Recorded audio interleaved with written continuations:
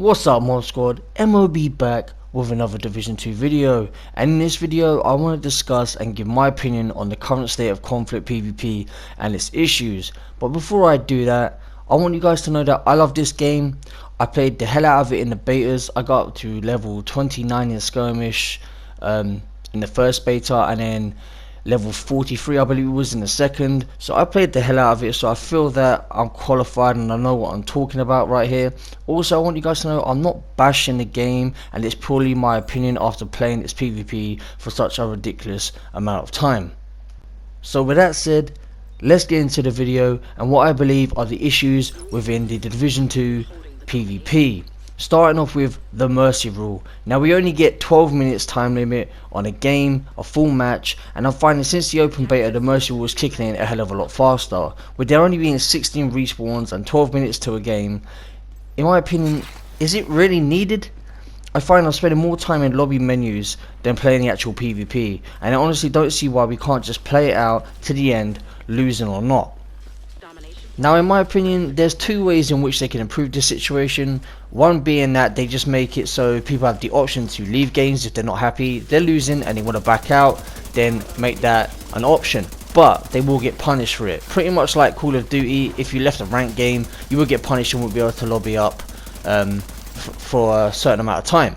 And the second option is just take out a mercy rule. Like I said guys, we hardly get much time to play a game as it is. 12 minutes isn't a long time. Most games without the boost or the mercy rule and that don't even stretch that long, so putting in a mercy rule to cut the game even shorter just to go back and sit in the lobby menus, it's not fun. It really is not fun. In my experience, the more PvP you get to play, the better. Now moving on to another issue, and I'm just going to touch on this real quick because I don't know much about it, to be honest, but we have skill-based matchmaking. From my experience, I find myself against 4-man parties a lot of the time, and my team being a sack of potatoes, either in doubles or solos. I also check the levels, and the levels are all over the place. I could be playing another team and they're stacked all 20, and I'm sitting there with a level 20, which is me, and then the rest of my team are like level 3s and 4s. So I don't get how the skill-based matchmaking is working, what it's based on, but I've had a lot of issues with it. A lot of other people have had issues with it, and they've been in my comment section, in my DMs about it. I just don't really understand it, and I don't see why it's needed, because this isn't Call of Duty. It's not a highly competitive PvP game. I just honestly feel like it's not needed. Now moving on to something that I've really grown to dislike it, and that being the boost, as you guys just heard right there. The boost allows you invincibility for a period of time. Now I asked Terry Spear on Twitter, what is the point of the boost in conflict, and he in the conflict game modes, and he replied, it was designed as an optional objective in the matches, meant to help teams that are behind or seal the deal for teams that are ahead. Now with matches being limited to 12 minutes and the mercy rule cutting that in half, is this stuff really needed? It's a cheap, easy way to get kills. It diminishes the skill gap, which is something that really bugs me, and it makes games pass even quicker. Not only that, if it was only for the losing team, then fair enough, I could totally understand, but most of the time the team dominating get it and they end the game even quicker.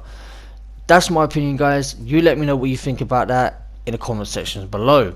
Now we're going to move on to the next issue, and that is the specialist supply drops. Now all I'm going to say here guys is demolitionist, 2 rounds per person, each round 1 shots. That's 4 players. You're looking at about 8 kills. That's possible, yeah, a possible 8 kills with just the specialist weapons, and we have 16 respawns. Like, come on. If we're not cut short by a mercy rule, lose lives to invincible players because of the boost, we then have to contend with specialist spam. And the thing is, the majority of people always go for the easiest ways to get kills, and that is using the demolitionist. It's a new tube, like, come on guys. So again, in my opinion, it cuts games short and lessens the skill gap, and I don't know, I honestly feel it's not needed, and it takes away from the whole let's be tactical, you know, because now all the game consists of is let's go in the game, let's make sure we get the boost, let's make sure we get the supply drop, and it's a guaranteed win every time. Now I don't know if you guys are catching on to a little pattern here, but a lot of what I'm talking about is things that cut down the time in game and diminish the skill gap. Now whatever happened to practicing to get good at something, instead of, you know, like, I don't want to say they're catering to the casuals, because that's just, I don't know, it causes an uproar in the community, but you know, whatever happened to practicing to get better, instead of, oh, you can't get a kill with your gun, you don't know how to build, so here's a new tube you can spam to get a free kill to make you feel better about yourself. I don't know, it just doesn't make for an enjoyable experience unless you're that person who's struggling. Anyway guys, moving on to what I feel is another issue, and that was the one shot to the body sniper builds, but they are being addressed. Terry on Twitter said they will be getting addressed. Now I believe sniper build should one shot to the head every time. If you spec into a sniper build, then cool, it should one shot to the head. To the body, I don't think it should. There is a talent, I believe, I don't know what gear piece it's on, but you can get this talent where headshot damage is stacked to body damage and you can one shot to the body. I'm sure they're going to be looking into that as well, and that will be addressed. But man, hats off to the devs. Whenever there's an issue or something seems really corny and cheesy, they look straight into it, and they're talking to us now more than ever, which is great. If I have any questions or I want to know why this is in the game, whatnot, I ask them on Twitter, and majority of the time they are getting back to me. So again, hats off to the devs. On to the next issue, and that is the spawns on Capital Ruins. Now that is probably the biggest map we have in Conflict, and we only get to play a third or an eighth of that map.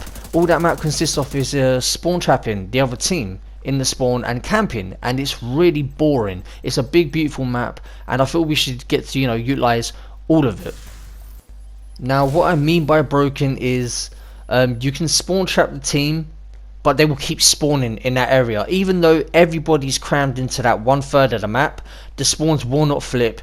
The team who is spawn trapped will just keep spawning there, and then it's got to points where you've pushed them right into the actual spawn points. You can watch them spawn, and you can be fighting them in that spawn, and if your teammates die, they will spawn behind them instead of flipping to the other side of the map. And to me, that is absolutely broken.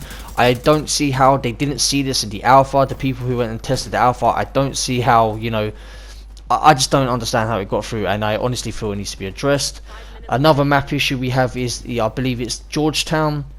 There's 2 points to the map either side where you, in the back alley, jump up ladders to access obviously the higher ground for sniping and whatnot, but you have to access that via a ladder in the back alleys, or you have to climb up these boxes in the main road.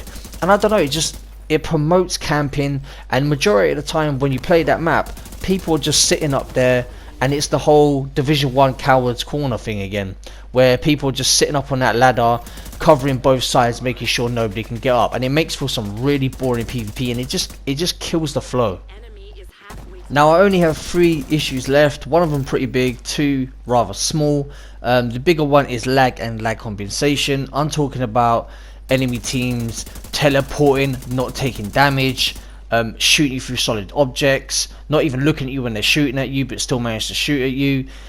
Being shot around corners is the biggest pet peeve of mine. In any online shooter game, I can't stand it, and I feel it really needs to be addressed. Another issue is spam rolling. People panic if you come up on them and they start spam rolling everywhere. In Division 1 they put a cooldown on that. I believe they're going to have to do that again with the Division 2.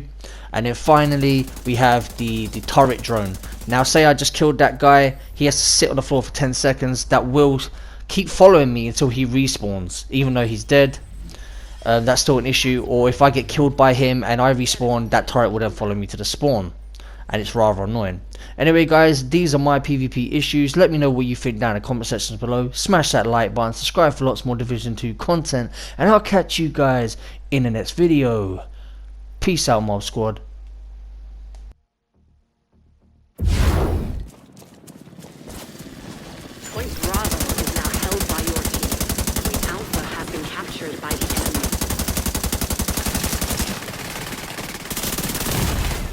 Agent down. Agent vital signs 0.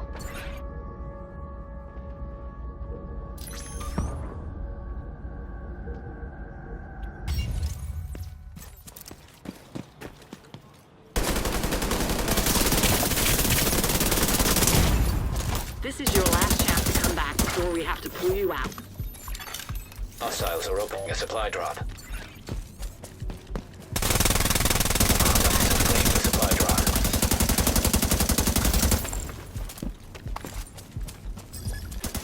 You're halfway through the fight.